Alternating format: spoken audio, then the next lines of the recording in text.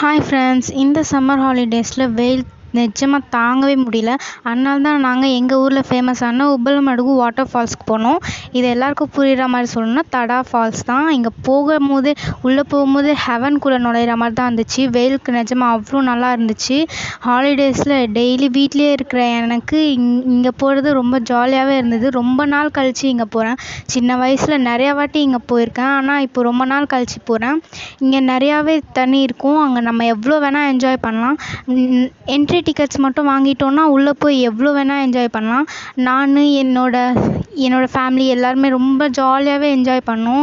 அங்கேயே சாப்பாடெல்லாம் எடுத்துகிட்டு போய் சாப்பிட்டுட்டு காலையிலேருந்து மத்தியானம் வரைக்கும் ரொம்பவே ஜாலியாகவே என்ஜாய் பண்ணோம். இந்த சம்மர் டைமுக்கு நாங்கள் போகும்போது கூட்டமே ரொம்ப எக்கச்சக்கமாக தான் இருந்தது. அதுக்கப்புறமா எல்லோரும் வீட்டுக்கு கிளம்பியாச்சு.